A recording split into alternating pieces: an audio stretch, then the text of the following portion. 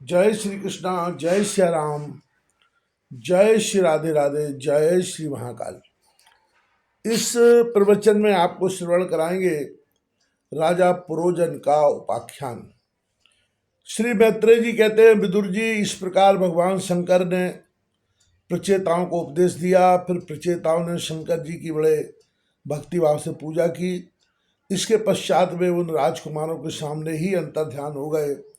सबके सब प्रचेता जल में खड़े रहकर भगवान रुद्र के बताए स्तोत्र का जप करते हुए 10,000 वर्ष तक तपस्या करते रहे।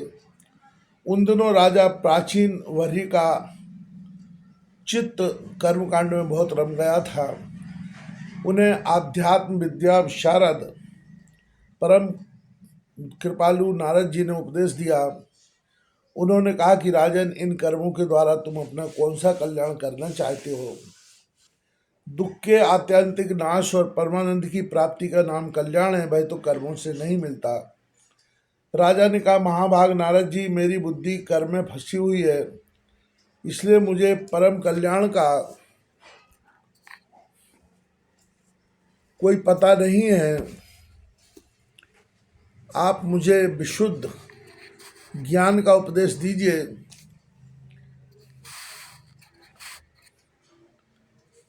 जिससे मैं इस कर्म बंधन से छूट जाऊं।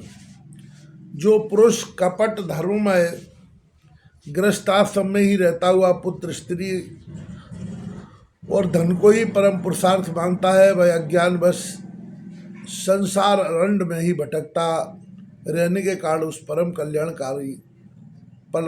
को प्राप्त नहीं कर सकता।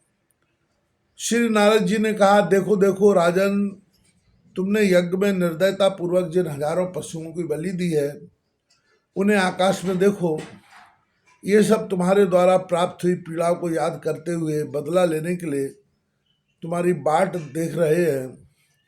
जब तुम मरकर परलोक में जाओगे, तब ये अत्यंत क्रोध में भरकर तुम्हें अपने लोहे के सींगों से छेदेंगे। अच्छा, इस विषय में मैं तुम्हें एक प्राचीन उपाख्यान सुनाता हूँ।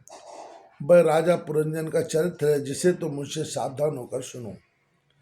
राजन, पूर्व काल में पुरंजन नाम का एक बड़ा यशस्वी राजा था।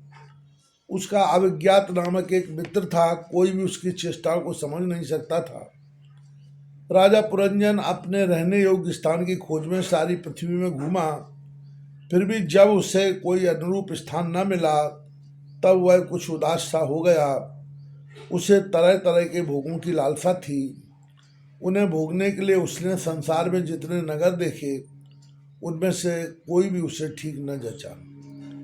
एक दिन उसने हिमालय के दक्षिण तटवर्ती शिखरों पर कर्मभूमि भारत खंड में एक 9 द्वारों का नगर देखा। वह सब प्रकार के सुलक्षणों से संपन्न था।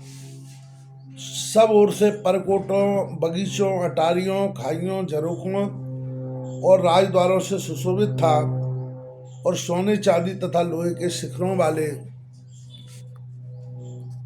विशाल भवनों से खचाखच भरा था। उसके महलों की फरसें नीलम, स्फटिक, वैदुर, मोती, पन्ने और लालों की बनी हुई थी। अपनी कांति के कारण वह नागों की राजधानी भोमबतीपुरी के समान जान पड़ता था। उसमें जहाँ तहाँ अनेकों सभा भवन, चौराहे, सड़कें, क्रीड़ा भवन, बाजार, विश्राम स्थान, ध्वजा, पताकाएं और मूंग के चबूतरे सुशोभित थे। उस नगर के बाहर दिव्य वृक्ष और लताओं से पूर्ण एक सुंदर बाग था। उसके बीच में एक सरोवर सुशोभित था। उसके आसपास अनेकों पक्षी भांति भांति की बोली बोल रहे थे तथा भौरे गुंजार कर रहे थे। सरोवर के तट पर जो वृक्ष थे, उनकी डालियां और पत्ते शीतल झरनों के जलकणों से मिली हुई बासंती वायु के झकोरों से हिल रहे थे और इस प्रकार वे तटवर्ती भूमि की शोभा बढ़ा रहे थे। वहाँ के वन पशु भी मुनिजनोचित अहिंसादि व्रतों का पालन करने वाले थे, इसलिए उनसे किसी को कोई कष्ट नहीं पहुँचता था। वहाँ बार बार जो कोकिल की कुहू ध्वनि होती थी,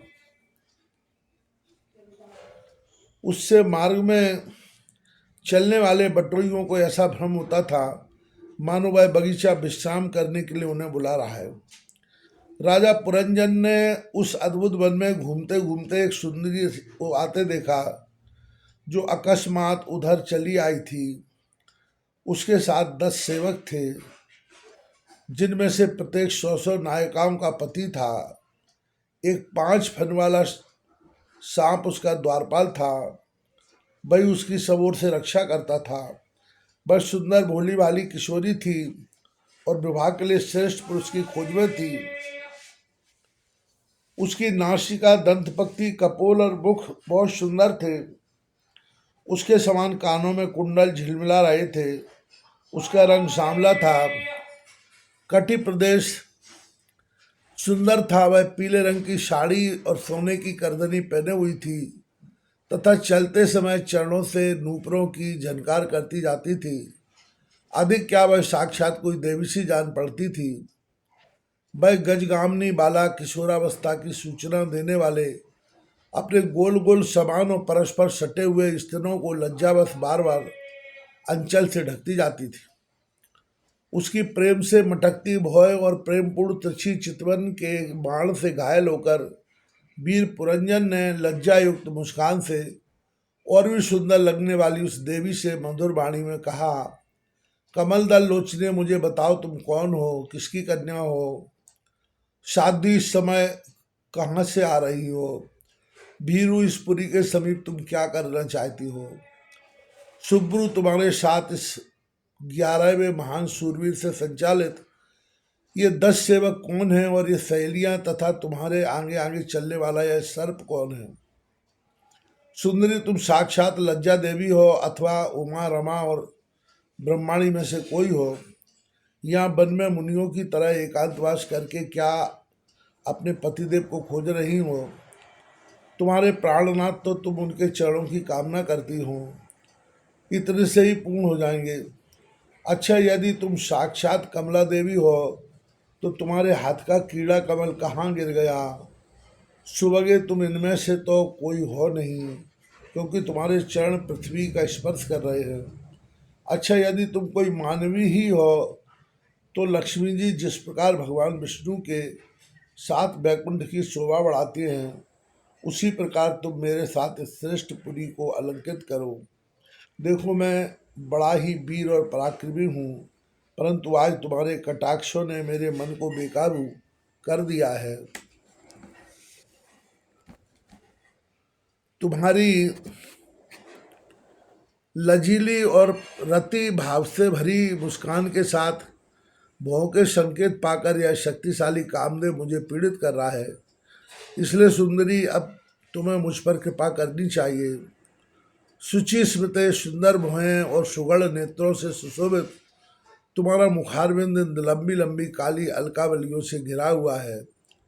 तुम्हारे मुख से निकले हुए वाक्य बड़े ही मीठे और मन हरने वाले हैं, परंतु वह मुख तो लाज के मारे मेरी ओर होता ही नहीं। जरा ऊंचा करके अपने उस सुंदर मुखड़े का मुझे दर्शन तो कराओ। श्री नारद जी ने कहा, बीरवर, जब राजा पुरंजन ने अधीर से होकर इस प्रकार याचना की तब उस बाला ने भी हंसते हुए उसका अनुमोदन किया। वह भी राजा को देखकर मोहित हो चुकी थी। वह कहने लगी, नरश्रेष्ठ, हमें अपने उत्पन्न करने वाले का ठीक ठीक पता नहीं है और न हम अपने या किसी दूसरे के नाम या गोत्र को ही जानती हैं। बीरबल, आज हम सब इस पुरी में हैं, इसके सिवा मैं और कुछ नहीं जानती। मुझे इसका भी पता नहीं है कि हमारे रहने के लिए यह पुरी किसने बनाई है। प्रियवर, ये पुरुष मेरे सखा और स्त्रियां मेरी सहेलियां हैं तथा जिस समय मैं सो जाती हूँ यह सर्प जागता हुआ इस पुरी की रक्षा करता रहता है। शत्रु दमन, आप यहाँ पधारे, यह मेरे लिए सौभाग्य की बात है। आपका मंगल हो। आपको विषय भोगों की इच्छा है, उसकी पूर्ति के लिए मैं अपने साथियों सहित सभी प्रकार के भोग प्रस्तुत करती रहूँगी। प्रभु, इस 9 द्वारों वाले पुरी में मेरे प्रस्तुत किए हुए इच्छित भोगों को भोगते हुए आप सैकड़ों वर्षों तक निवास कीजिए। भला आपको छोड़कर मैं और किसके साथ रमण करूंगी। दूसरे लोग तो ना रति सुख को जानते हैं, ना विहित भोग को ही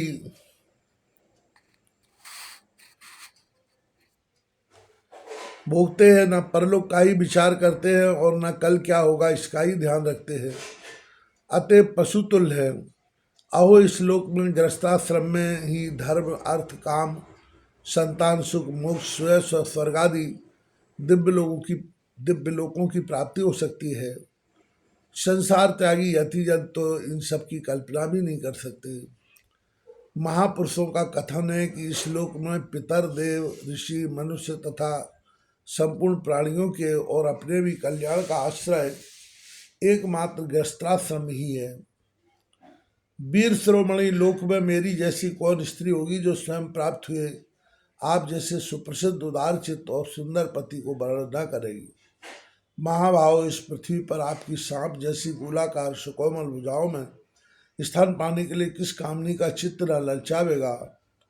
आप तो अपनी मधुर मुस्कान में करुणापूर्ण दृष्टि से हम जैसी अनाथाओं के मानसिक संताप को शांत करने के लिए ही पृथ्वी में विचर रहे। नारद जी कहते हैं, राजन उन स्त्री पुरुषों में इस प्रकार एक दूसरे की बात का समर्थन कर 100 वर्षों तक उस पुरी में रहकर आनंद होगा। गायक लोग सुंदर स्वर में जहाँ जहाँ राजा पुरंजन की कीर्ति गाया करते थे। जब ग्रीष्म ऋतु आती तब वह अनेकों स्त्रियों के साथ सरोवर में घुसकर जल क्रीड़ा करता। उस नगर में जो 9 द्वार थे उनमें से 7 नगरी के ऊपरी और 2 नीचे थे। उस नगर का जो कोई राजा होता उसके पृथक पृथक देशों में जाने के लिए ये द्वार बनाए गए थे। राजन इनमें से 5 पूर्व, 1 दक्षिण, 1 उत्तर और 2 पश्चिम की ओर थे। उनके नामों का वर्णन करता हूँ। पूर्व की ओर खद्योता और आविर्मुखी नाम के 2 द्वार एक ही जगह बनाए गए थे। उनमें होकर राजा पुरंजन अपने मित्र धूमान के साथ विभ्राचित नामक देश को जाया करता था। इसी प्रकार उस ओर नलिनी और नालिनी नाम के 2 द्वार और भी एक ही जगह बनाए गए थे। उनसे होकर वह अवधूत के साथ सौरभ नामक देश को जाता था। पूर्व दिशा की ओर